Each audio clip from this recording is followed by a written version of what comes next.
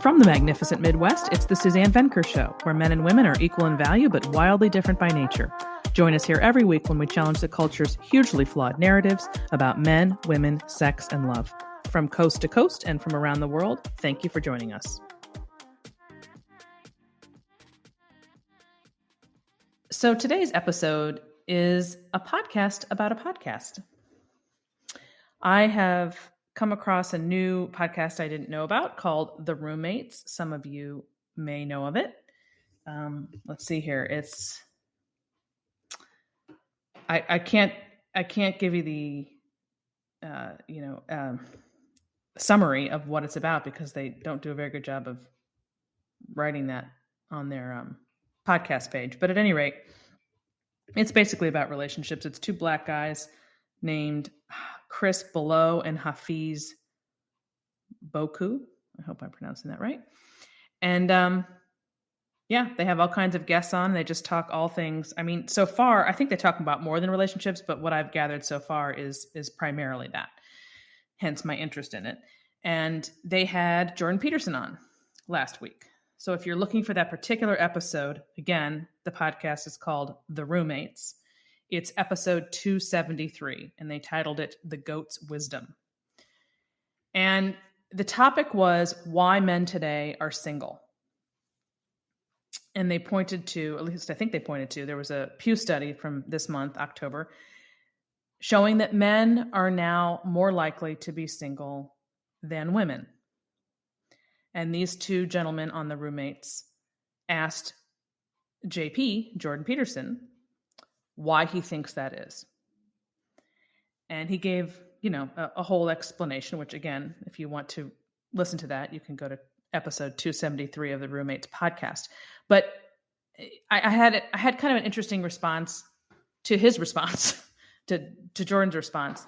To begin with, his first comment was basically saying that rather than look at this as a group thing, men, women, and what's happened with them and hating on one sex, so to speak, he prefers to focus on the individual and take it on a case by case basis, which I wholeheartedly agree with. I myself see way too much, both on YouTube and sometimes on my Facebook page, just all out women hating, women suck, don't get married. That's, I get that if you've had a really bad experience, but it's not that different from when I complain about women who've had bad experiences who then paint men as horrible, which is basically what feminists do, not regular women. So those men to me are doing exactly what feminists are doing. So to me, that's not helpful. So I completely agree that focusing on a particular situation, what has happened with you in your life, how did you get where you are, and so on and so forth, is the way to go for sure. However, I'm not 100% confident that Jordan understands the scope of what's happened with male and female dynamics over the last 30 or 40 years and why and how deeply rooted it is in modern marriages and relationships. There's just a lot to unpack there. So even though the comment about focusing on the individual is great, there is another piece to this puzzle that's really important to not overlook. And that is more group oriented, if you will, to think about it in this other way. So what has happened over the past 30 years? There are essentially three overarching problems. Number one, the massive loss of manufacturing jobs has been a huge piece of this puzzle, is a huge piece of this puzzle. You essentially have non-college educated men, which are most men, by the way. Most people actually don't even go to college. If you're looking at it as, again, like a whole, all of America.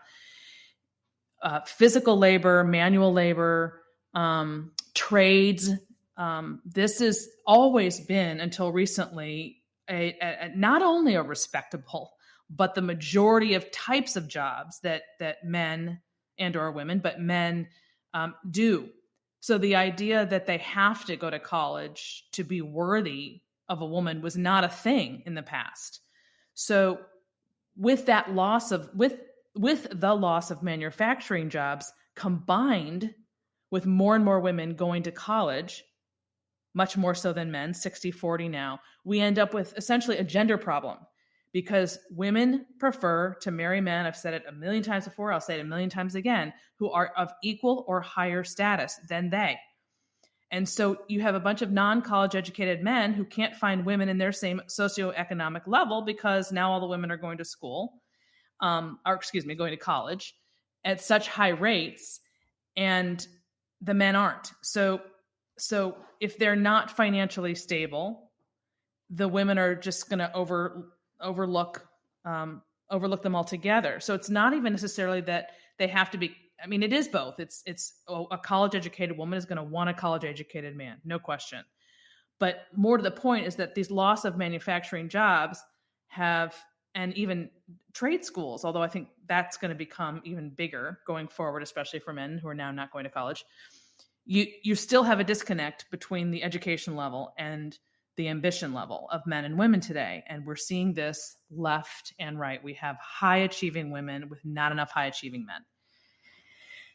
And this is going to have to change, obviously, because I shouldn't say that necessarily something's going to have to change with respect to the situation. If the situation isn't going to change, then you have to have your approach to love and marriage change. And that's going to be a hell of a lot harder because it is the biological imperative for a woman to want someone who's her equal or higher. So at least in those domains. And at the end of the day, people have asked me, given this new reality, what are the options? And one of the things I've said is, look, you're going to have fewer men who are educated than women. So the math on that is not going to work out for women, which means that ultimately you're going to see a lot more college educated women marrying men who are not college educated, which in and of itself isn't a bad thing if there's enough room and space for a man to find his purpose. And with the loss of manufacturing jobs, that's where I think men are struggling. They don't want to be in college and there aren't any manufacturing jobs. So where do they belong? That's the bottom line. That's where we are. So that's a big issue, is the loss of manufacturing jobs. Number two, and this goes hand in hand with that, the rise of women and the demotion of men. With the last 30 or 40 years of attention on women, we have simultaneously pushed men aside, marginalized men, rather than bringing them both up to emboldening both of them together. We seem to think we had to help women at the expense of men, and that's a feminist thing, clearly. So I have a email that I got from someone recently. I want to read to you. I didn't write his name down, sorry. Dear Suzanne, I'm a 60-year-old divorced man. I have a grown daughter who I'm very close to. I have a great career in behavioral health, and I love what I do. However, I do not see myself ever remarrying. I have been single for over 20 years, and I'm not unhappy. I meet women all the time, but there are a few things that I do not like about them. Number one, women don't need men anymore. Or at least they act like they don't. And number two, women do not value men anymore. They value what we provide, but not the masculine ingredient that used to be essential in the relationship recipe. They do, however, want masculinity only at certain times, but not at other times. Women want to be equal, but not all the time. Women also want to be traditional, but not all the time. You see, what women have done is create an equality hybrid where they have the best of both worlds. I really don't know how to act anymore. It would seem that I should do what many guys do, just shut up and let her jump back and forth. She is equal when it is advantageous for her to be equal, and then she is traditional when gender roles are advantageous. I would rather be single. So this bigger issue that this gentleman touches upon is the deeper issue that I think wasn't covered on that episode with the roommates and Jordan Peterson. It's just, it's more complicated than just men go find your way and present yourself to women. in your best form, and they will want you. Now, I do think that is true. I do think that is true, that if men do that, they will have far better luck finding a woman. But I also think, just from my own experience in dealing as a marriage coach, that it's not as simple as just finding the person, because there's also then what comes after that.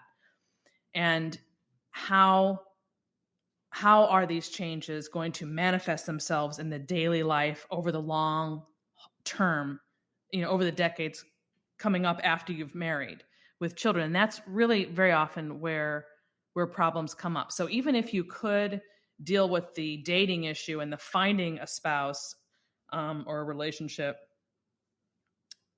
by becoming the best version of yourself, you still have to deal with, how are you going to stay married? What are you going to do after you've sort of caught the fish, so to speak?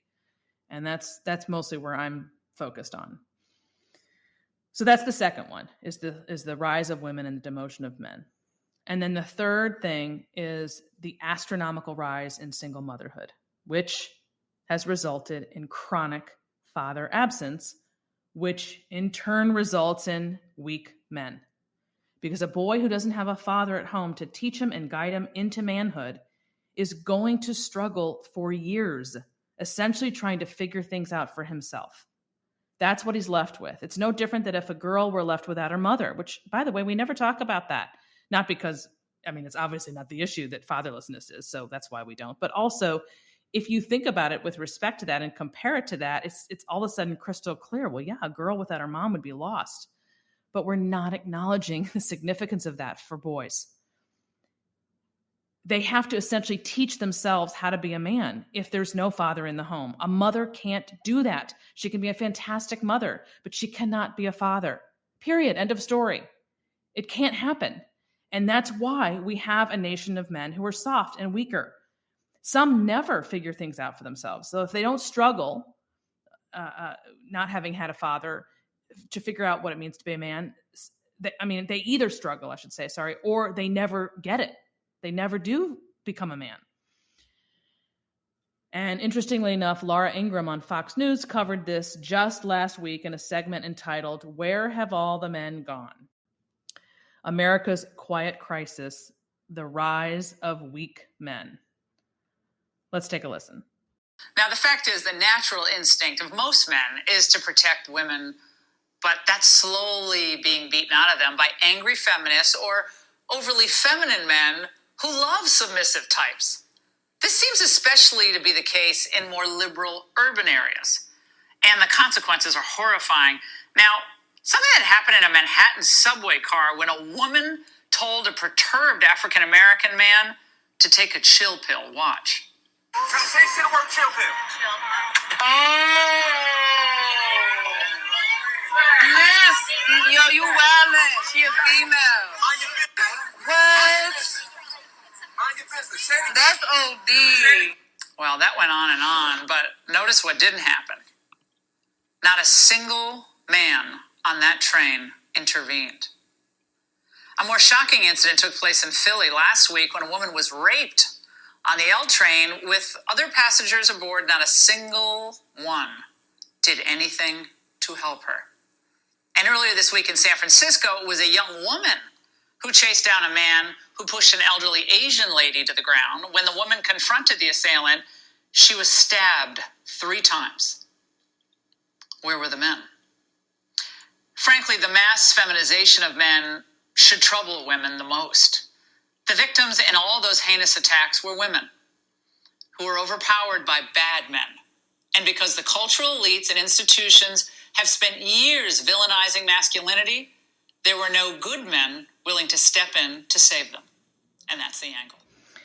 See, once you see what this country has done to its men, you can't unsee it. You're going to see it in films and on television. You'll see it in the news. You'll see it on social media. You'll see it everywhere you go, even among your own friends and family. That is how insidious this war has been. And the most frustrating aspect of this phenomenon is that at its core lies a complete and total misunderstanding of who men are and what amazing qualities they bring to the table when they are emboldened to do so. And guess what doesn't embolden a man? Telling him he's superfluous, that he doesn't matter.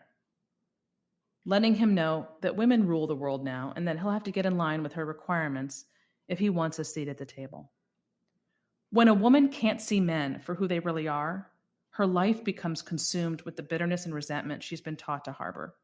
And it bleeds into every interaction she has with men, whether at the workplace or in their relationships at home. Because if the constant drumbeat to which women are exposed is that men, especially fathers, are clueless at best and dangerous at worst, what do you think that's going to do to women's perception of men? And what do you think we're going to get from men in return?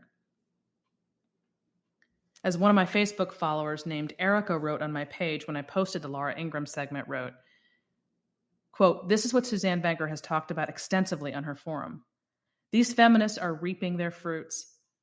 You spend decades, tons of money, endless talk shows, commentaries, and spared no expense in schools, churches, academia,